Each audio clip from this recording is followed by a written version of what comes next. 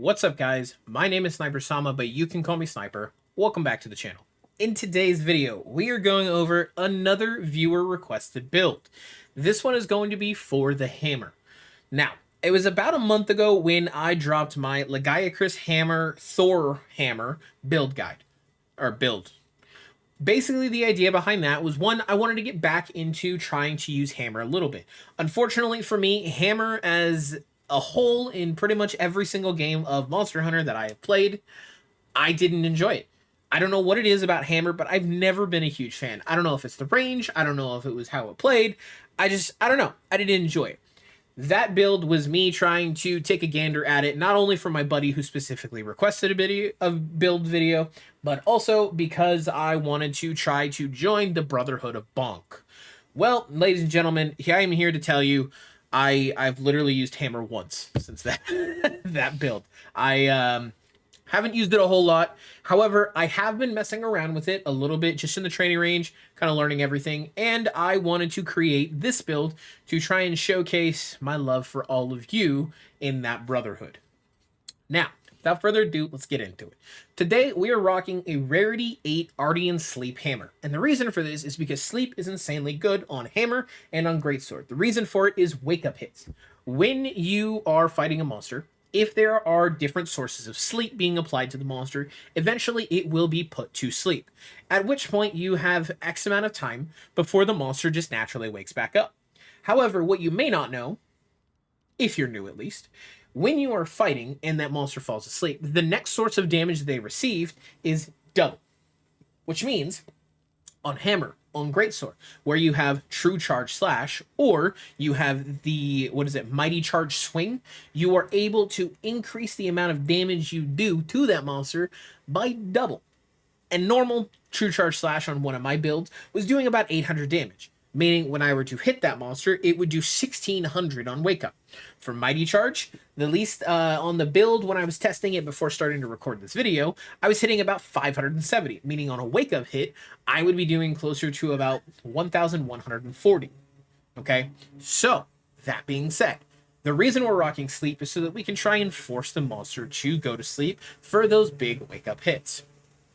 Next up, what we're going to do is we're going to show our armor. Our armor is the Guardian Fulgur Anjanath, and the reason for the Guardian Fulgur Anjanath is because we want to showcase the hammer in all of its raw power, which means using something like Maximum Might is a little counterintuitive until you remember the Guardian Fulgur Anjanath comes with a secondary skill called Second Wind. An additional stamina gauge has been granted, giving us just a little extra oomph. You can see here, I'm able to charge up all the way to max and dodge before I lose Maximum Might. If I'm sitting here charging, and then I go for a charge step, I lose Maximum Might. However, you can see I got it back before it even disappeared. All of my stamina back. And that little extra stamina bar is enough to where, as long as you're not just sitting there holding it down the entire time like I do with the Mighty Charge, you are going to be able to keep your stamina maxed out for a pretty much consistent 30% affinity increase at all times. Next up is we have the New Udra Gamma from Arch-Tempered New Udra. This is a really, really solid piece, and that is because it comes with Counter-Strike as well as 2 level 3 gem slots, which is really, really, really good. Last but not least is we have Arch-Tempered right now. The reason we're rocking Arch-Tempered right now is actually because we wanted to invest in a latent power. Latent power in this build has a really, really nice synergy with everything. In fact, if I were to show you, you can see I don't actually have Agitator or latent power maxed out. However, I have Critical Boost 5 and Attack Boost 4 with Focus and Handicraft. I'll get into that in just a second. On our Golden Age charm, you have 2 choices. Choice 1. I guess 3 choices. Critical Boost, Attack Boost, or Counter-Strike. Those are the 3 that I recommend. I was lucky enough to get this one as one of my... another new one. I've actually gotten really lucky with these lately. It's kind of crazy. Those of you in the comments that might think I'm cheating, I promise you, I'm not. I'm that guy. I'm him. I am Himothy. Anyways, Attack Boost and Counter-Strike. What I recommend for you guys is probably to go more the Counter-Strike route. However, Attack Boost is also still viable. I would say Counter-Strike is probably your number one, followed by attack boost, and then critical boost. And the reason I put critical boost so low is because we're using a rarity 3 hammer, and if yours is built like mine, or at least similarly to mine, you won't really need any extra parts. You can just use these, okay? So, let's go over my hammer and why I say critical boost goes third when it comes to your talisman list. Ideally, on your hammer, you want attack and sharpness. You can see mine did not roll that way. I am a firm believer in 2 sharpness, 3 attack rolls are perfect on Ardian weapons. And that is because some of these monsters have crazy health bars, and having to sharpen mid-hunt just isn't fun. You never know what's going to happen. You might get got. It sucks. It happens.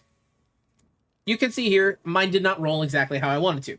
It did roll with the 5 affinity, which I'm not opposed to, but it's not what I wanted. So, if you are using a hammer similar to mine in sleep or paralysis, because paralysis is a solid, viable alternative, I just prefer sleep on greatsword and hammer. You want to go for 3 attack infusions with 3 attack or 4 attack in the reinforcement with 1 or 2 sharpness to round it the rest of the way out.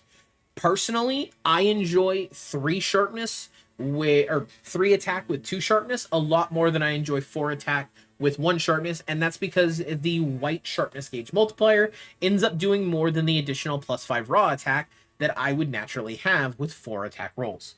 Okay? Then, now that we've gone over that, let's get into the weapon itself. The weapon itself and the decorations for this build are actually super simple. On the weapon, we're rocking 6 critical boost. If you have a critical boost 2, just use it. I don't know. I hate when there's the little gray spots on the decorations because it didn't fit. I hate it. It bothers the crap out of me. It is something in my little brain, my OCD. I don't like it.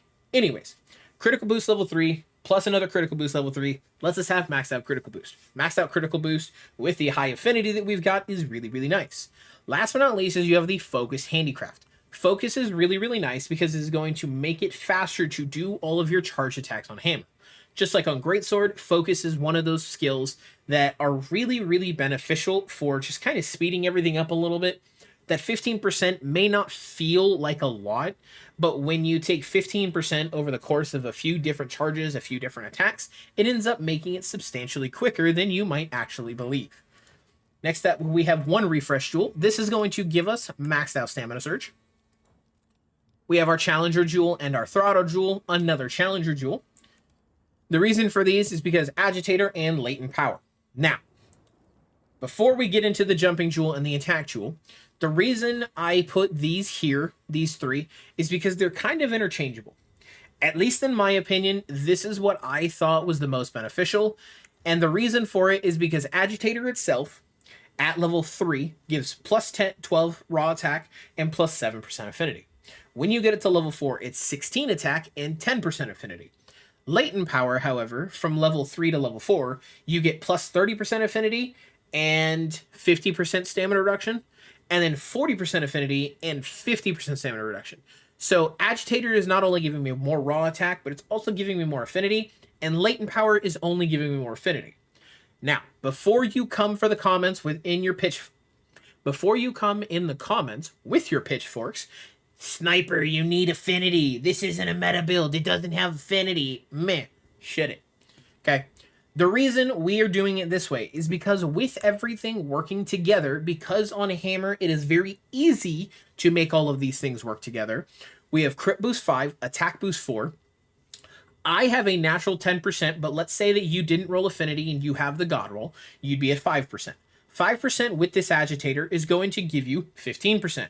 Monsters are enraged a lot of the time, especially in some of these newer hunts, or the harder hunts. Okay, so you're at 15% affinity. Latent power is going to give you 30% more affinity once it procs. That 30% affinity plus your 15% is 45%. Include maximum might, you're now at 75% affinity.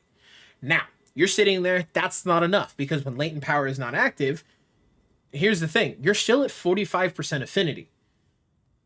Okay? And you're getting Counter-Strike additional damage, you're getting Agitator additional damage, and on top of all of that, Maximum Might is even easier to keep up because we have maxed out Stamina Surge. So, although you do not have 100% uptime on affinity, you do have enough affinity boosting skills that you can utilize going one way or the other with this. So, as I was saying, I chose agitator. If you wanted something else, you wanted to swap these around, I would opt to do this and do 3 throttles for latent power level 5 mixed with agitator level 2. The reason for it, you still get the 5%. Let's say you had the 5% plus the natural 5% with the Godroll Ardian. You'd be sitting at 10%. Agitator would give you the little plus 8 raw attack, but maximum might would put you at 40% affinity pretty much all the time, and then latent power would do an additional 50%, giving you 90% affinity, 50% damage reduction. The problem with this is that because latent power is one of those skills that it's going to work for a while and then it's going to turn off, and then it's going to work for a while after going on cooldown, then it's going to turn off, it is not as seamless as having agitator. Which means, at least for me, specifically in what I am doing, what I am trying to do, I think it is more valuable to rock 2 Challenger with 1 Throttle Jewel to guarantee that we always have a solid amount of base affinity. Because agitator leaves the monsters enraged, we are able to take advantage of it much more often than we are able to take advantage of latent power. Especially considering we do have the Radouse Voltage, which is going to extend the time that it's active. The issue is because we extend that time, sometimes it messes up the flow of everything. So, last but not least, we have 2 Jumping Jewels. And that's because on Hammer, you do have the, the dash charge, or charge dash, whatever it's called, where you can use that. You're not always going to be able to, but being able to roll a little bit further a distance is nice. Alternatives to this could be earplugs, could be Destroyer. You could also opt to just say, and use whatever you wanted here. It's kind of up to you. I like Evade Extender, especially when I'm playing on Hammer and when I'm playing on Greatsword. The reason for it is because you're able to really take advantage of everything. So let's go ahead and turn on Agitator, turn on Latent Power, and I'll show you guys exactly what I'm talking about. With both of them active, we're at 80% affinity. 80% affinity versus a possible 90% when Latent Power is maxed out. The issue is, once Latent Power is gone, you're kind of stuck without it.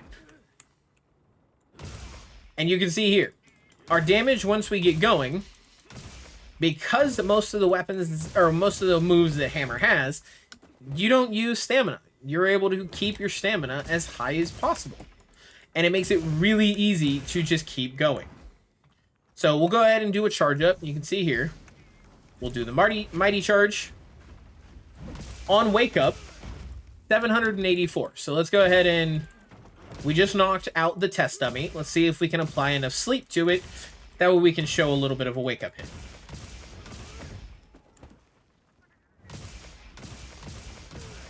You guys can see, I don't know how much you can tell, but I've definitely been trying a little bit to work on some Hammer combos. I don't know if we're going to be able to put it, hopefully we can put it to sleep soon. Overall, the whole point of this build is 80% affinity with Latent Power active, Agitator 265. We have a solid amount of good skills. We're able to do a lot of damage. And most importantly, when we are fighting, you can see my stamina bar, or not my stamina bar, my sharpness bar is very, very manageable. So, monster, the dummy, is asleep. We do Mighty Charge because it's the next hit. We get just close enough. And you can see 1,568.8 damage. That's a lot of damage. Insert meme here.